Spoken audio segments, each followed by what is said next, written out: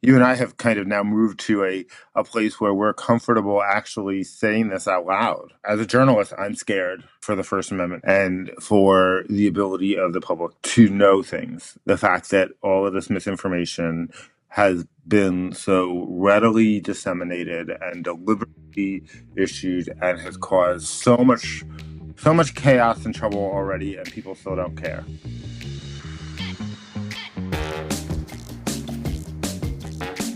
Hello, everyone, and welcome to your Daily Detroit. It is Monday, October 28th, 2024. I am Chair Stays, sharing all things around Metro Detroit with your Daily Detroit podcast. But today, as we do every Monday, and because it is that season, no, it is not Christmas season. It is Halloween season, but it's not yet Thanksgiving season. It is not Easter season. It is election season. And I am joined by none other than freelance journalist for the New York Times, Newsweek, and many others, and also the writer of the weekly newsletter for the Ann Arbor Observer, which I read, although I'm in Detroit, because it's a really good newsletter. Steve Freese, how are you? I am okay. Okay. Talk to me about your okayness. I mean, I'm sure everybody is feeling it right now. You know, the emotional roller coaster of whatever's going on in the news, the idea that it's supposedly this close, that we just don't have any sense of what direction this is going to land. The presidential race, I have been trying really hard to stick to my conviction that these polls, if there's a margin of error, it is in Vice President Harris's favor. But, you know, it's not easy. And the reality of what would happen in this country if Trump wins back the White House is really scary. So I'm okay. I think I can speak for a lot of people when I say what I just said. You mentioned about the fears around the White House, and I think this was kind of encapsulated in a way with these endorsements that got killed at the last minute by the LA Times and the Washington Post. And the thing is about these is that if they had said 6 months ago that we're not going to do endorsements anymore, I think people would have been like, okay. I mean, things are kind of changing. I don't know the impact that editorial boards have. I'm not sure if the public even understands how editorial boards work anymore. Of course, I'm kind of scared that they don't understand how journalism works anymore, but that's a whole nother conversation. But seeing these two endorsements get pulled by ownership at the last minute, they're stating their own reasons, but I feel like it's kind of an abdication of duty to just do this at the last minute, just be like, nope, we're not going to do this at all. And it feels cowardly to me the way it was done. If you consider that even the conservative newspapers in 2016 either did not endorse or endorse Hillary Clinton, even like the union leader in New Hampshire, which is a well-known conservative editorial board, did not endorse him. I mean, it was universally understood that he was not a fit candidate for office. If you consider that, and then you think 8 years later, 80 or 90 felony charges against him, including 30 convictions, 2 impeachments, and an insurrection. And somehow now conservative editorial boards are supporting him, like the New York Post, and liberal ones owned by corporate overlords that really don't have the same kind of ideology are afraid to endorse her or to oppose him. It's like the last 8 years didn't happen. It's like what you would have seen from the conservative editorial boards. It's what you would have seen from any normal year with a normal candidate. And on the other side, the fact that these left-leaning or leftist editorial pages won't print their endorsements or go there, it just reflects on that side, and maybe on both sides, the fear that is out there. It is real. It is real fear that this potential president coming in with essentially unchecked power, thanks to the Supreme Court, and an openly, almost like a open source enemies list that is added to constantly by anybody who wants to get in on that. Terrifying. And I'll tell you this. I've read some folks who have said, well, the Supreme Court wouldn't allow him to pull a broadcast license for whatever reason. Okay, fine. Maybe they won't. Maybe they will. It's certainly possible. Maybe they won't. But the cost of getting there is astronomical. And when you start breaking that down to ordinary people, if he tries to take George Conway and Liz Cheney and Nancy Pelosi and Adam Schiff and whoever he wants to, and put them into military tribunals, he may not get away with it ultimately, but those people, those individuals, will have to hire lawyers, will have to spend huge amounts of money before they get to the point where maybe the Supreme Court says it's okay. You don't have to to face this thing. He can bankrupt people just by bringing his Justice Department down on them, whether or not it's meritorious. And that's just really, really upsetting. It's really scary. And there are all these people who don't believe that he will do these things. Really, there is a lot of people who have reached out to me and said they just don't understand what the issue is, because it doesn't register for a number of people, I think. And also knowing like what these various people who worked for him said, it's almost like Right. It doesn't penetrate to a certain group of voter that it would happen. It seems so out of the frame of the Overton window to them. Yeah, I gather that's true. We will find out. But look, something that I don't remember where I heard it. I think it was on the Bulwark podcast, but there was an analogy made where they were saying, if you consider Kamala Harris to be the doctor, right, who is supposed to be treating the illness, the cancer, that is MAGA. This is the analogy that's made. And she's doing all the right things. She's giving out all the right medicine, but the cancer's still growing. And at some point, doctors, when they see a tumor that just won't shrink, they realize they've lost. And the patient's going to die. And it's a gruesome analogy, but we can certainly criticize Kamala Harris for a variety of questions that essentially amount to her approach to votes that may or may not have, impacted the outcome on the margins, because we're talking about the potential for very slim margins. So any little thing you can criticize. I have concerns with the way she's dealt with the Palestinian issue and the way that she has not held court the way I think she should have for Arab American and Muslim voters. All of that is fair game. But when you step back and you say, but why is it this close in the first place? It's hard to know. It's very tricky. I think you and I have kind of now moved to a place where we're comfortable actually saying this out loud. As a journalist, I'm scared for the First Amendment and for the ability of the public to know things. The fact that all of this misinformation has been so readily disseminated and deliberately issued and has caused so much chaos and trouble already, and people still don't care.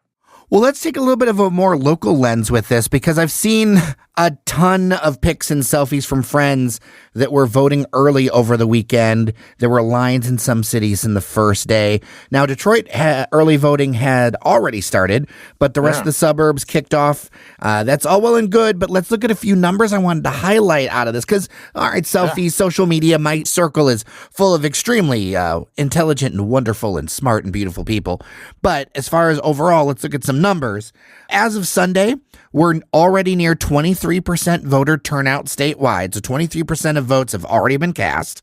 Really? Yep. 23% Yep. of all registered voters. Yep. have already voted. Yep, between that and absentee ballots. Oh my goodness, that's a lot. Yep. Nearly 1.5 million absentee ballots have been returned, more than 158,000 early voting ballots. The city of Detroit is already at 18.5% voter turnout. Cities like Royal Oak are north of 27%. Now, I wanted to compare this to a couple things. Now, we can't compare it to previous years because early voting was not as much of a thing last cycle, but there's been a lot made about what certain communities will do.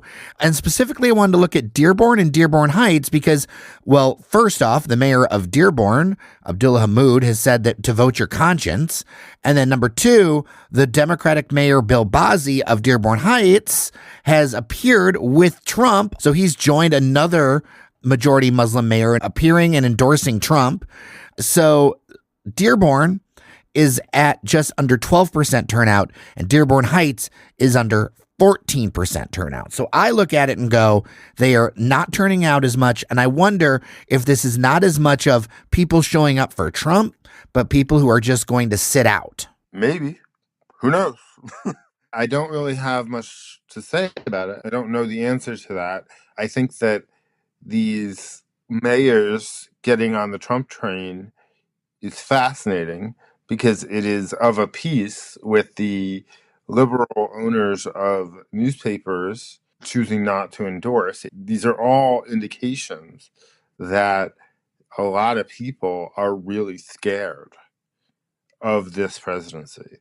And they have a belief that by getting in line with Trump now could help their people later, even though there's no reason to believe that. Whereas they know that Harris is not going to do anything horrible to Muslim people in this country.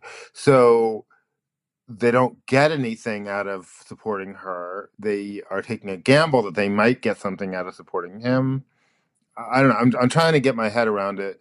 You know, you mentioned that the mayor of Dearborn was the one who wanted to try to get onto Jill Stein's Green Party ticket. This is what it says in the Arab American News. It's an article from June. The Green Party's presidential candidate, Dr. Jill Stein, met with Hammoud last week and told him in a Zoom call that he was on the short list of potential candidates for vice president on her campaign. She requested that he undergo the Green Party's vetting process in preparation for naming him as her running mate in November. When would all of that have happened? So that's June. Ago? Yeah, this article. Yeah, so if it was recent that, so it'd be like May, June. Joe Biden was the candidate then, and that campaign looked like a sinking ship. I don't know. I'm just grasping at straws to see. You know, I mean, what? I don't know. I couldn't tell you. Anyway, whatever. We have a lot to look forward to in terms of how some of this intra-party stuff works out, and it'll be particularly interesting if Harris and Slotkin both win, because then it's like, what did they do that for? If Harris wins, if Democrats win, then it becomes a situation where they have played their hand in a way where they're in a tough corner. There's no way that this Bazzi guy is going to get another dollar of Democratic money in his life. You know, right. It's one thing if in this situation, if you just say vote your conscience, if you are more like reserved about it, but if you show up on stage with Donald Trump, you're not getting another Democratic donor in your life. It's over. And what good does it do? That's what I don't get. Dearborn Heights is full of immigrants. It's full of Arabs and Muslims who have been horribly treated by the Trump campaign. Why do these people believe that Donald Trump has done anything different in the Israeli-Gaza situation, if not things that might be even more upsetting to these people? I understand that why they're upset with Biden. I get that. I've said that many times. I think that they deserve better responses from Biden and Harris and more respect in the campaign. That said, I still don't get what they think they'll get out of him, other than maybe they have this complex that gets them to believe that if he's going to do something horrible to Muslims or Arabs, that they'll have a say and they'll be able to stop him. We see how well that worked out for some Republicans last term. Yeah. I don't But get it. so there may be other factors at play here. One thing with talking to a few contacts that I have is that there is definitely a lot of animus against the LGBTQ plus community, and they don't like as much as how the Democrats have kind of wrapped their arms around it, and that this may be part of a bigger realignment in some corners. I mean, I feel like running as a Democrat, you knew that like gay people are around. I don't know. It feels really, that also feels thin to me. It's certainly possible that there's a social issue question here. I also want to talk about the state races a little bit, specifically the Slotkin Rogers contest, the most recent Quinnipiac poll, and a few others. They're really looking really good for Slotkin. The most recent, just a few days ago, the swing went from almost tied back to 8 points plus Slotkin. Again, this is why polling's so weird to me, because I don't feel like enough happened in this race to sway things that fast. Like from pro Slotkin to neutral to pro Slotkin again, I don't feel like there were that many like material developments. No, there were none. And also, in addition to that, we're also talking about something very significant here. We're talking about new numbers that are outside of the margin of error.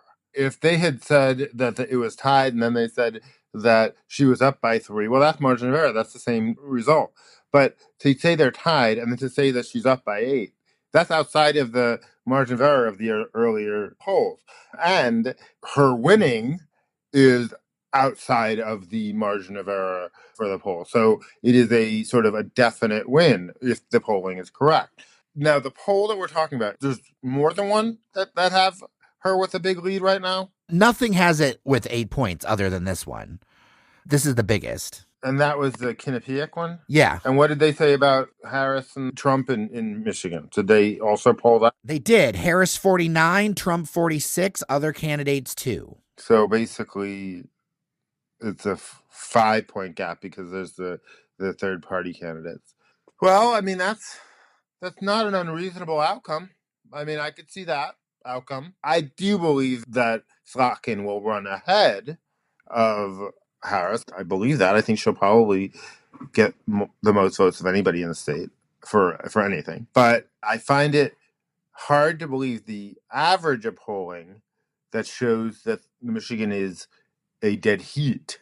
And then she's supposed to be up by 3 or 4 or something. I mean, this is ridiculous. It's ridiculous to be like sitting here and trying to figure out what is going on in this data. Well, because it's all over the place. I mean, so the Real Clear polling average, again, average polls you got to take with a little bit of a grain of salt, but it's a 0.2 for Trump. It really feels like, and this is just the whole thing to remember, is like nobody actually knows. Yeah. We'll see what happens with turnout, among other things. I have heard some things about like turnout in early voting in Nevada being not great for Democrats. And so that's interesting. It's funny is that, my husband, he produces for a local TV station in Nevada from our basement here in Michigan. So his brain is on Nevada stuff and my brain is on Michigan stuff. And because they're both swing states, we're both sort of on the same track, except that like when I tell him that Harris and Walz are coming on Monday, he says to me, no, she's coming on Thursday. because she's coming here to Ann Arbor on Monday and she'll be in Las Vegas on Thursday.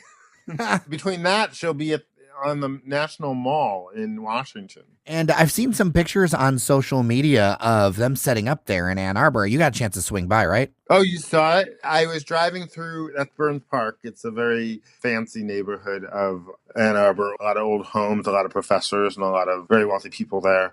And there's, in the middle is this beautiful elementary school with a huge amount of land. And then there's a park. And the park is where we were driving around because my daughter's obsessed with Halloween houses and the decorations. And so we were going through a street called Granger, which is known for these just completely off the wall, elaborate Halloween decorations. And so we were driving around and we drive past Burns Park and I see this like weird construction going on there. It looks like a makeshift. It is. It looks like it is. It's exactly what it is. It's a makeshift outdoor event setup with huge American flags, which is why it dawned on me, and turned out to be true, that that's where they're going to be. I was about to say performing.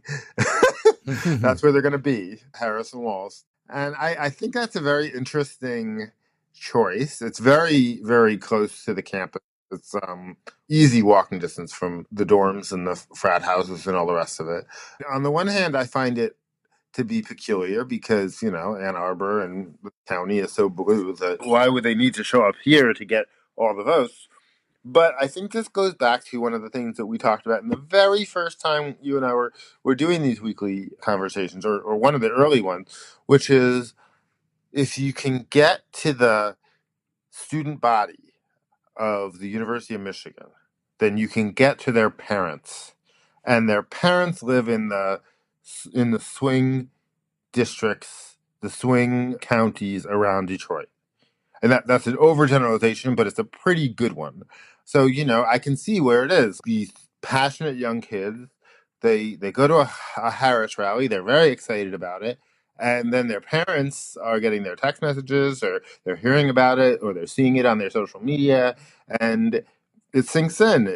Back when Obama was being elected, you heard this a lot. You heard older people, middle-aged people, parents saying that they were going to vote for Obama because their kids were so excited about him.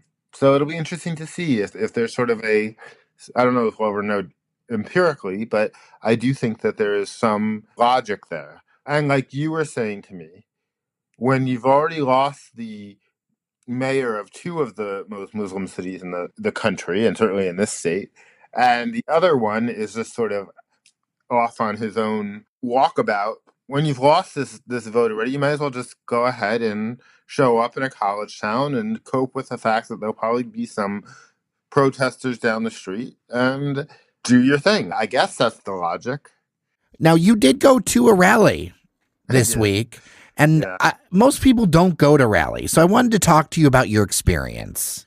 Well, it was interesting. I decided to go down to Huntington Place, which I guess what used to be the TCF. Is that right? Is that And what I'm before that, it was Kobo. Yeah, we've gone through some name changes. Oh, wow, it's changed a lot in just a few years. Well, But Kobo was a racist, so we had to get rid of him. yeah, but that wasn't recent though. I mean, that was recent. It was within a few years, yeah. And then it went to TCF, and then TCF got bought by Huntington. It was downtown, and it was Obama and Eminem, and I just kind of felt like it would be worth it to take my show on the road and see what was up. I didn't feel like going the route of getting a press pass or anything, so I just went down. I did what they asked from the campaign, and I filled out the things, and it was kind of interesting because, first of all, when you fill out the thing online in order to go to one of these events, they claim to be very strict about it. Like, you have to bring this email with you, and you're gonna have to show it to somebody, and you better bring your ID, and it better match the name of the person who you registered. None of that happened. Like, there was never anybody who was checking anybody's ID ever. Like, nobody looked at my license. There was a metal detector. They were, but all of these like rules that they claimed that you had to adhere to in order to attend was just not true. It didn't happen. Um, it was, however, a remarkably civil event. And what I mean by that is not that I expect it to be crazy, but everything was very orderly and well organized. They got people in, and it was this big, huge hall. And I'd never been to a political rally before that had essentially a food court. There was a whole, right, in the back of the room, like this huge, gigantic space. They were selling hot dogs and hamburgers and fries, and there was popcorn and candy and pizza. I mean, it was, yes, it was overpriced, no doubt about it, but it was great. And then all around the space were water bottle, like like those water coolers with cups and stuff. I mean, and this wasn't even outdoors. It was air conditioned. I mean, I know this is all sounds kind of, you know, I don't know, boring maybe, but these are these details that I've just never been to a political rally where it was so accommodating. I mean, the bathroom, everything. It was all there, and even then, even so, for some reason, there was quite a few people in the standing part of the room that would sort of, I don't know, have like fainting spells. I don't know what, but like every so often, in the middle of everybody's speeches, whether it was Whitmer or or Obama or whatever, in the middle of talking, the speaker would have to stop what they were saying to tell somebody that somebody needs a medic over here. It was, it was, there was a lot of that going on. You had texted me that somebody had fainted during the thing, and I went around. I kept an eye out the rest of this week. Seems like at every rally there are people that are doing that, both parties. And I think there's a thing that I remember an elder telling me is that you always want to bring a chair to Jazz Fest. Now, I know you can't bring a chair to these things, but the idea being standing for too long for some people just isn't going to work. And so you got to keep your legs moving and whatever. And I think a lot of people, if they don't go to these kind of events, don't think about that. They made a big deal about how you had to be there by about 4, or the doors open at 4, or something like that, right? And they don't tell you when the actual program is going to begin. And so, yeah, it didn't start until after, I don't know, 7:15 or so. So there were more than 3 hours of just standing there, and you know, you don't want to walk around because you don't want to lose the place that you've decided you're going to stand in. And my hips were starting to, I kept on getting down on my knees to sort of, exercise a little bit. They really should consider bringing in like a calisthenics coach. I don't know how to say that word, but calisthenics coach. I lived in Beijing for a while, and at one point I was on a Korean airline. I think it was going to Australia, and it was like a 12 or 13 hour flight. And the Korean airline had like this whole thing where at every couple of hours they'd have this video of two Korean people sitting in airplane chairs that had been like taken out of the plane and put into a beautiful field. Okay. And they were leading the whole cabin in exercises because it's a long flight and you really got to move around. And so they should have somebody like that at these rallies to kind of help people with their circulation issues. It was funny to kind of stand there and look around while you have 3 hours to kind of snoop on what other people are doing on their phones. I saw one man who was reading Barack Obama's Wikipedia page, and I I just love to know why. Maybe it's somebody who's like, gee, how old is Obama now, or something like that. But it kind of made me giggle. There's a genre of T-shirt and button related to Kamala Harris, which I thought was very clever, and I suppose other people have seen it before, but I hadn't. And basically, instead of her name, it's a comma and then an LA, so that you know how to say her name, Kamala, right? I thought that was clever. And in fact, now when I write about her in text, that's what I write. I do comma LA. That's how I refer to her name. They went on for a while, all this music, and it was really blaring and obnoxious. And then Gary Peters shows up, and he actually was kind of into it. I didn't remember him being that exciting, and I don't know, maybe exciting is the wrong word, passionate. He was very good as a sort of warm up act, and then there were all these other folks that came along. You and I were texting about Mary Sheffield, who is you say running for mayor of Detroit, and she Yep. was there. I was worried that we were going to get Shree because he's a congressman, right? He's a congressman true. from that geography, and typically that would be the case. Instead, he did get a shout out from Barack Obama. But Jer, you know who got zero shout outs the whole time? The sitting president of the United States. The current president, Joe Biden's name was never mentioned. Not one time did anybody refer to him, admire his decision to step aside. Nothing.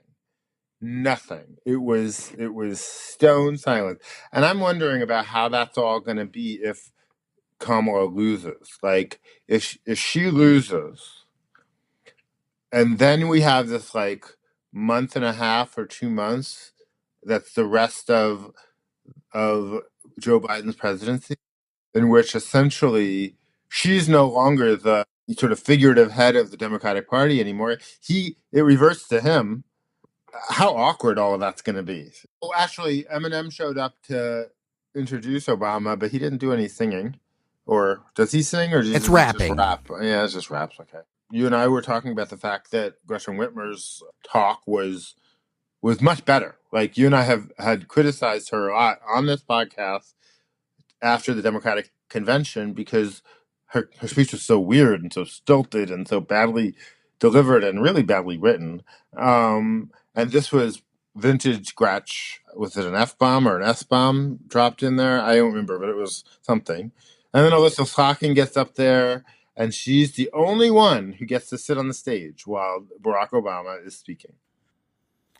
My theory with that was that's because she's the only one that's actually running for something. Yeah, in that whole list. Well, sure. I mean, currently, yeah, absolutely. But also, she's likely to become the most significant Democrat in the state. Yeah. It was long. It's like I want to go to this thing in Ann Arbor. At least I don't have to think about the fact that it will take me an hour to get home, which is, part of why I cut out of Barry's speech about 15 minutes early, because I wanted to beat the traffic a little bit.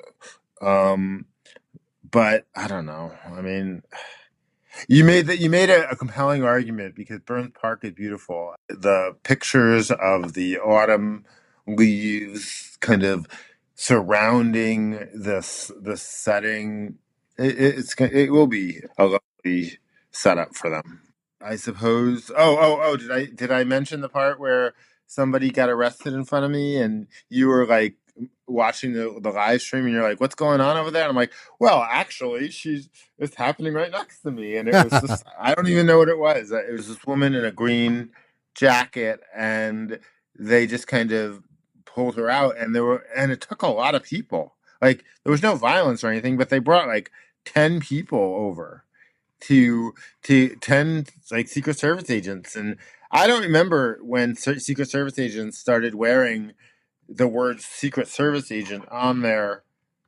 outfits. Like now this is the obvious service. It's the other wing that we don't know about. There was the Secret Service. Now there's the obvious service. Well, it said Secret Service right there on their costumes. So, costumes, whatever. Yeah, the uniform, the get-ups, there, whatever. We started the show talking about traditional media. Let's end the show talking about like kind of what is the new media. And Donald Trump did appear on the Joe Rogan podcast, and my feed is full of people texting me because, look, I did a survey. Like half of the dudes who listen to this podcast also occasionally listen to Joe Rogan. And I've met some of these dudes. They're not crazy dudes. Like they're just dudes. I really wonder, is this something that she should have done or should do? I mean, apparently she's not going to do it according to a press report that I saw.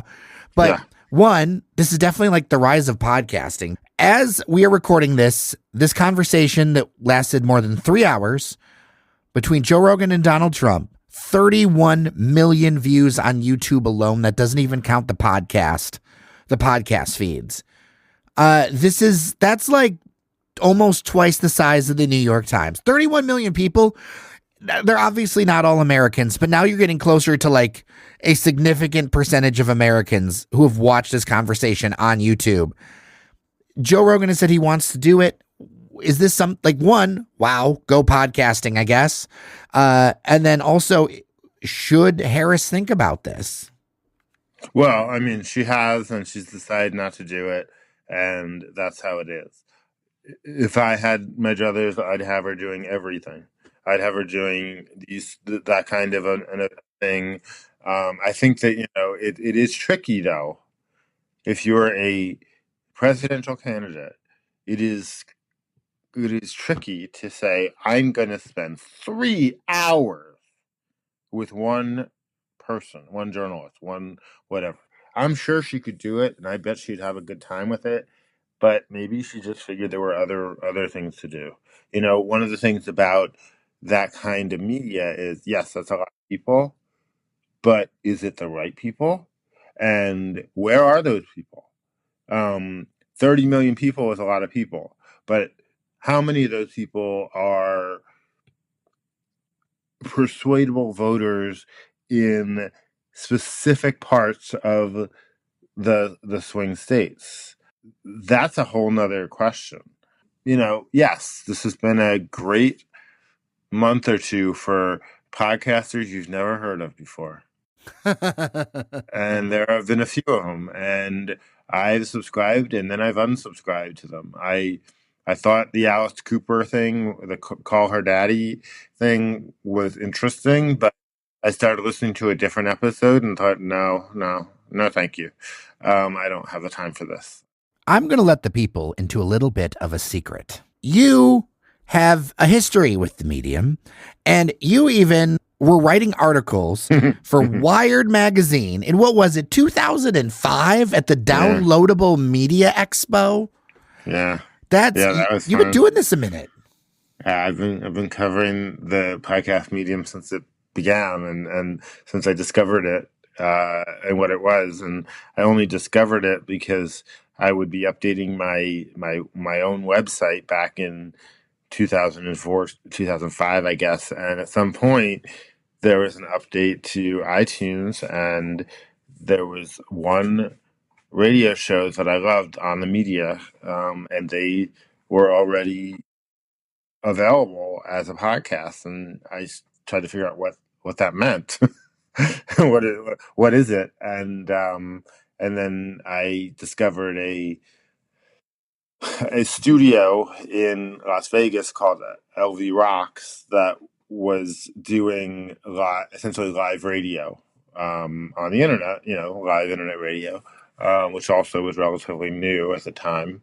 And they could also create your show as a podcast. And so I thought it would be an interesting idea. And so my husband and I, well, at the time, my boyfriend, we decided to do the show called The Strip, where we interviewed like tons of celebrities all up and down the Strip, and in some proximity to Las Vegas. So it included people like Frank Gehry, who had designed a medical center in Las Vegas, and Maya Ben, who had designed some artwork for the area hotel, and it included people like Harvey Fierstein, who brought hairspray to Las Vegas. And I don't believe I spoke to Mel Brooks. I know I spoke to Hal Prince.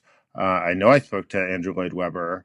Oh, I definitely talked to Paul McCartney and George Harrison, and what's his name? The George Martin and his son, because they turned the Beatles music into a cirque show in Vegas that I think just closed. So there were all these people who you wouldn't have expected to have some sort of tangential relationship to Las Vegas. Twyla Tharp brought Moving Out, which was the Billy Joel dance show, to Vegas at some point, and I talked to her. I had a great run. I talked to a lot of folks and broke a lot of news, and it was hard back then to get the media to the rest of the media to understand that the things that people were saying to us were news. I would create press releases and I would send them to people I knew, and I got some coverage from. Mostly there was a celebrity columnist in Las Vegas that really liked us and would frequently print little blurbs about things that have been said on our show. But it was hard to get respect. But yeah, no, it was. I remember in 2008, I really did want to try to get Hillary Clinton or Barack Obama. I really wanted. God, I really wanted to be the first to have one of these candidates on a podcast, and it didn't happen. But it was a great run, and I also happen to have developed a friendship. I don't know, not a friendship, but a relationship with Steve Wynn, who is the billionaire developer who much later became a Trumper and then got caught up in a Me Too scandal and was the finance chair for the Republican Party under Trump and all that. But back then in 2008, he claimed to me after the election that he voted for Barack Obama, and then later he denied it. So yeah, it was always a little weird. But he would give me these long interviews, and in Vegas, what Steve Wynn had to say was it would be like having conversations with Donald Trump. He had opinions about everything, and he had a ton of influence over everything, and the things that he had created in Las Vegas were so beloved by particularly the people who are listening to our show, people who are really interested in the casinos and the new casinos and the design and the development of these big, very luxurious spaces, and the whole industry. So yeah, it was fun. I haven't had to go down this memory lane for a while. It also happened to be that my partner, who then became my husband, did this with me. He was at the time a producer of one of the TV stations in Vegas. He had developed a radio voice that was really really delicious. Like his voice was hard not to love, to listen to. Mine was fine. I could get by because I guess because I had the content. I was the one who did most of the interviews, and I was the one who had the analysis of the news in a way, and things like that. And I wrote all the scripts and I edited all the shows, and we had a pretty good run. We were on the iTunes charts for some times here and there, depended on who was on the show. Joan Rivers was actually a very popular episode for some reason. It was a good run, and shows are still there. I mean, most of them are still there. I did have Donald Trump on the show once. I cannot find that audio anywhere.